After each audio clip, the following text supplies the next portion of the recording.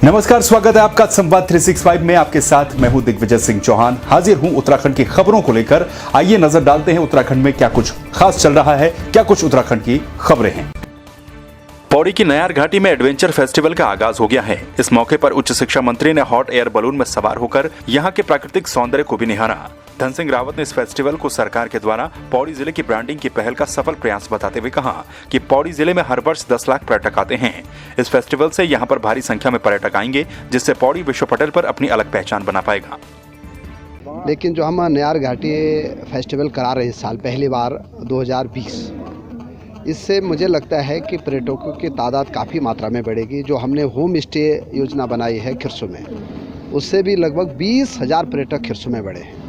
और अब हम लेक फेस्टिवल करा रहे हैं, पहला वो श्रीनगर में कराने जा रहे हैं। और वो लेक फेस्टिवल हज़ारों लोग उसमें आएंगे और पूरे भारत का एक अभिनव प्रयोग वहाँ पे हम लोग करने जा रहे हैं। मुझे लगता है कि अब पर्यटन की दृष्टि से हमको पौड़ी ज़िले की जो ब्रांडिंग करने का काम हम लोग कर रहे हैं, हमारी सरकार कर रही है, एक बहुत अच्छा एक इसका मैसेज है। कोटद्वार में नगर निगम बनने के बाद टैक्स लेने को लेकर लोगों में आक्रोश है।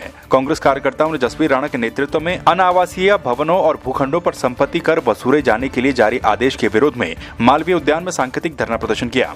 इसके बाद कार्यकर्ता जुलूस की शक्ल में नगर निगम कार्यालय पहुंचे और आदेश के विरोध में 550 आपत्तियां दर्ज करवाई। यहाँ पर अनावासीय गृह भूखंड कर लगाने का शासनादेश जारी किया है, जिस पर नगर निगम द्वारा आपत्तियों को दर्ज कराने हेतु समय सीमा तय की गई है। हमारा आज जो एक कार्यक्रम था, सामूहिक रूप से हम लोगों ने आपत्तियां दर्ज कराई है अनावासीय गृह करके भूखंड कर के विरोध में। और उसमें हमने कई तर्क रखे हैं। चूँकि ये क्षेत्र अधिकांश क्षेत्र नया नगर निगम में जुड़ा हुआ है, नगर निगम में न लैंड ट्रांसफर हुई है, न नगर निगम का अपना बिजली पानी है। टिहरी जिले के चंबा थाना पुलिस के द्वारा जिले में बढ़ रही कोरोना की रोकथाम को लेकर अभियान जारी है। पुलिस के द्वारा चंबा शहर में बिना मास्क के घूम रहे लोगों का चालान किया गया।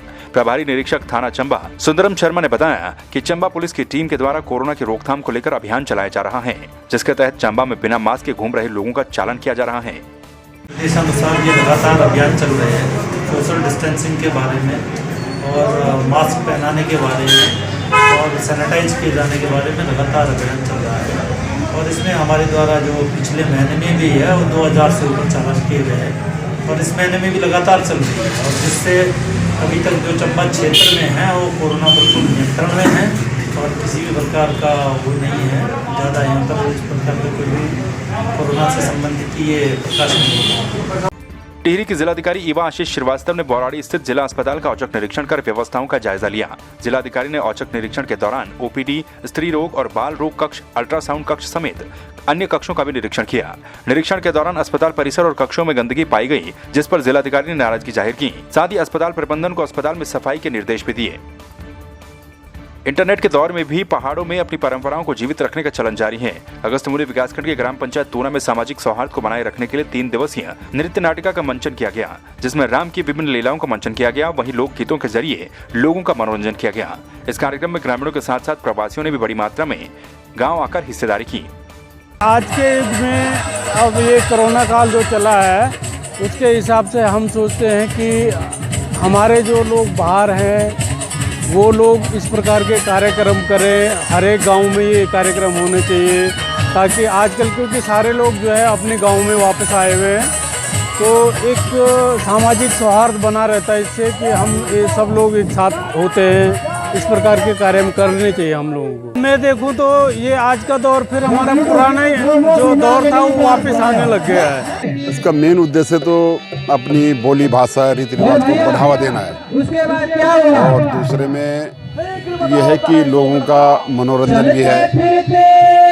और तीसरी बात यह है कि बच्चे को शिक्षा मिलती है ऐसे कार्यक्रम करने से। जैसे रामायण से कुछ हम यहाँ पर पाठ करवाते हैं, कुछ हास्य नाटक होते हैं, लोक कलाकारों को भी बुलाते हैं, तो अपनी संस्कृति से रूबरू कराते हैं। हमारा गाँव में यूँ कार्यक्रम पहले हमारा जो बुजुर्ग लोग था, मतलब बहुत ज़्यादा यूँ कार्यक्रम होता करता था। कभी पांडव नृत्य में, कभी रामलीला में, कभी अपरू देवी देवता मंडाने लगे थे, यो कार्यक्रम तक कर दा छा। पर बीच में कुछ परिस्थितियाँ ये आई कि सभी गाँव लोग गाँव छोड़ी जान लगिन और यो कार्यक्रम भी मतलब लोग भूल गिन, अपन संस्कृति भूल गिन, अपन घर हर काम अपन हर चीज़ तो भूल लगिन छा। पर आज कल कुछ समय इन बदली गई कि सभी लोग ये बीमारी का कारण भी जो भी सब लोग घर में आया तो सब लोग इकट्ठा हुए तो फिर अपन संस्कृति तो दोबारा याद करी। रुद्रप्रयाग में नवनियुक्त जिलाधिकारी मनोज गोयल ने प्रेस वार्ता करते हुए कहा कि जिले के विकास और सरकारी योजनाओं को धरातल पर उतारने के लक्ष्य के साथ साथ केदारनाथ धाम में गतिमान पुनर्निर्माण के कार्यों को अंजाम तक पहुंचाना, जिले में चल रहे ऑल वेदर और रेलवे परियोजना के कामों को बेहतर तरीके से व्यवहार में उतारना उनकी प्राथमिकता में रहेगा। इसके अलावा सरकार की महत्वाकांक्षी योजना जल जीवन मिशन के तहत हर घर नल हर घर जल योजना के साथ ही सरकार की तमाम योजनाओं को धरातल पर अमली जामा पहनाना भी उनका लक्ष्य रहेगा।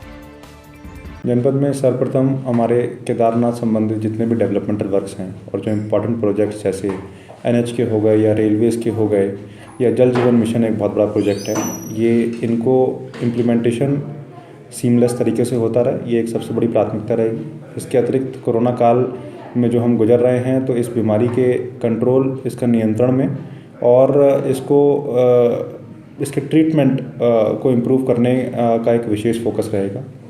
इसके अतिरिक्त livelihood will be an important sector जहाँ पे एग्रीकल्चर एंड अलाइड एक्टिविटीज़, क्योंकि पहाड़ी परिप्रेक्ष्य की वो बैकबोन है। और इसके अतिरिक्त जनपद रुद्रप्रयाग में टूरिज़्म का एक बहुत बड़ा महत्व है, तो agri and allied activities and tourism के माध्यम से लाइवलीहुड की अपॉर्चुनिटीज़ को उपलब्ध कराना एक विशेष फोकस रहेगा। इलाज में लापरवाही बरतने और कोविड टेस्ट नहीं कराने पर मुख्य चिकित्सा अधिकारी ने पिथौरागढ़ के एक प्राइवेट अस्पताल को सीज कर दिया। सीएमओ पिथौरागढ़ ने ये जानकारी देते हुए बताया कि शहर के बैंक रोड स्थित नारायण अस्पताल में भर्ती 2 मरीजों का बिना कोविड टेस्ट करवाए ही इलाज शुरू कर दिया गया, जिसके बाद हालत गंभीर होने पर जिला अस्पताल में दोनों ही मरीज कोरोना पॉजिटिव पाए गए, जहाँ पर 2 की मौत हो गई। सीएमओ ने इसे गंभीर लापरवाही बताते हुए अस्पताल को सीज कर लिया और अस्पताल प्रबंधन से स्पष्टीकरण मांगा है। वो कोलैप्स कर गया, एक्सपायर हो गया। जब उसकी हिस्ट्री ली गई तो पता चला वो 3 दिन से नारायण अस्पताल में इलाज करा रहा था। इलाज न्यूमोथोरेक्स का डॉक्टर साहब कर रहे थे और उसकी उन्होंने प्रारंभिक जांच भी नहीं कराई कि कोरोना हो सकता है करके। चौथे दिन जैसे ही वो हमारे अस्पताल आया उसका कोरोना पॉजिटिव था और उसने इतना समय भी नहीं दिया, तुरंत ही वो एक्सपायर हो गया। तो उस वजह से हमने अस्पताल को सील कर दिया है। डॉक्टर साहब से सारी रिपोर्टें मांगी गई हैं कि उन्होंने क्यों जाँच में देरी करी और जिससे कि मरीज की उसका नुकसान हुआ ज़िंदगी का। कोरोना को लेकर पिथौरागढ़ के निजी होटलों में बनाए गए आइसोलेशन सेंटरों में मरीजों को लूटने का आरोप लगाते हुए कांग्रेस कार्यकर्ताओं ने जिलाधिकारी कार्यालय में प्रदर्शन किया। कांग्रेस कार्यकर्ताओं का कहना है कि निजी होटल मालिक कोरोना मरीजों से सुविधा शुल्क के नाम पर पैसे की वसूली करने पर उतारू हैं, जिसे किसी भी कीमत पर बर्दाश्त नहीं किया जाएगा। प्रदर्शनकारियों ने जिला प्रशासन से निजी होटलों की इस लूट को जल्द बंद करवाने की अपील की है। कोरोना समय में हर कोई व्यक्ति परेशानियों से घिरा है, लेकिन ऐसे समय में जो पिथौरागढ़ के क्वारंटाइन सेंटर बनाए गए हैं, जो निजी होटल हैं, वहाँ के मालिक कहें या प्रशासन कहें मिली भगत, वहाँ पे आम जनता जो मरीज है उनको परेशानियों का सामना करना पड़ रहा है। उनको सुविधाएं नहीं दी जा रही हैं, उनसे पैसा ज़रूर वसूल लिया जा रहा है, लेकिन सुविधाओं के नाम पे उनको कोई भी ऐसी चीज़ नहीं मिल रही है जिनको उनको देना चाहिए। यहाँ पे कांग्रेस पार्टी आज प्रदर्शन कर रही है और हम चेतावनी देना चाहते हैं हम प्रशासन को और सरकार को, और जो निजी यहाँ पे होटल मालिक हैं जो क्वारंटाइन सेंटर चला रहे हैं उनको भी हम चेतावनी देना चाहते हैं कि अगर वो पिथौरागढ़ के क्षेत्रवासियों के अधिकारों के साथ खिलवाड़ करते हैं, अगर उनको लूटना बंद नहीं करते तो हम चुप नहीं बैठेंगे, हम उग्र रूपी आंदोलन करेंगे।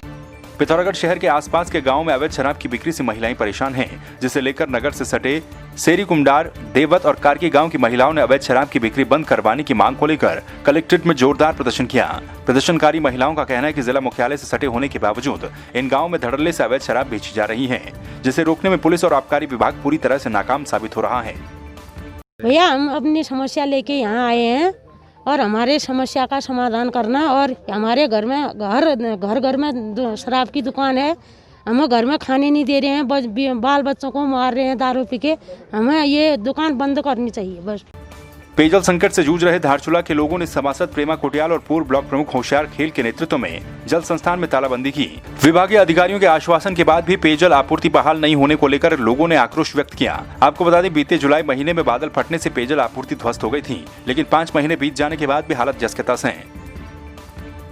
पिछले 6 महीने से शिव मंदिर वार्ड के कुटी खेड़ा में बिल्कुल पानी से परेशान लोग महिलाएं आज जल संस्थान का तालाबंदी कर रहे हैं सांकेतिक रूप से, और पिछले 6 महीने से आज महिलाएं इतनी पीड़ित हो चुकी है कि अपने बच्चों को छोड़कर आज खाना बनाना है, कपड़े धोने, सारे चीज छोड़कर आज यहाँ तालाबंदी कर रहे हैं।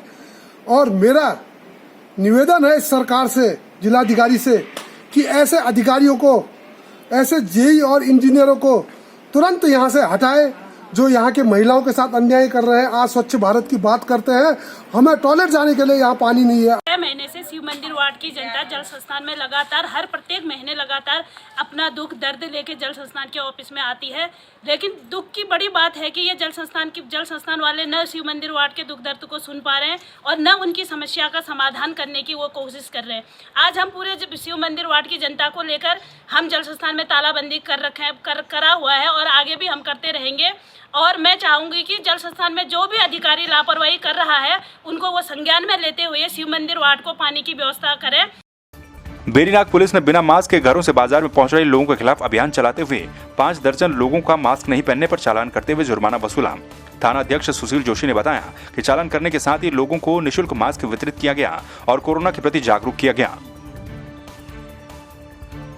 तो आपने देखा उत्तराखंड में क्या कुछ खास चल रहा है, क्या कुछ उत्तराखंड की खबरें रही। एक बार फिर से आपके सामने हाजिर होंगे उत्तराखंड की कुछ और खबरों के साथ। तब तक के लिए आप बने रहिए संवाद 365 के साथ। नमस्कार।